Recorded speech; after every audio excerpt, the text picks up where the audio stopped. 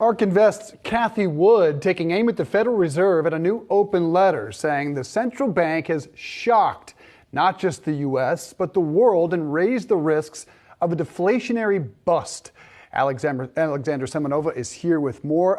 Not entirely clear what prompted her to write this letter. What is she saying? What does she want the Fed to do?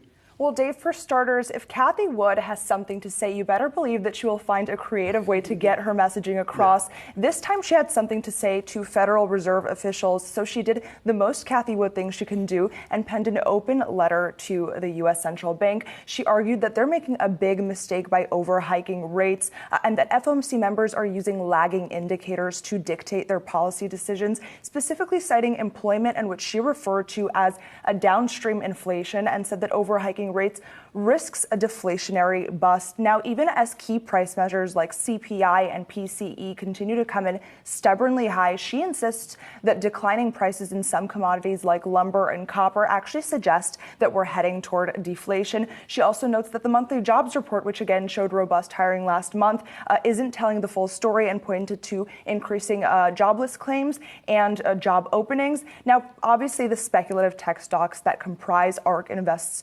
ETFs are taking a big hit from the Federal Reserve, so she's continuously been sending this message across. But the point here is that, what she says in the letter is not that far off now from what Wall Street appears to be thinking as well, which is that the Fed is overshooting now. She made a point that rising food prices are caused by the war in Ukraine, and that these are factors that the Fed can't actually resolve by tightening monetary policy. Now, the interesting thing is BlackRock actually had a similar message. They also said that the Fed is trying to combat factors that are contributing to inflation that they can't fix with raising interest rates. So when you have ARK Invest and BlackRock on the same page, that's pretty significant here.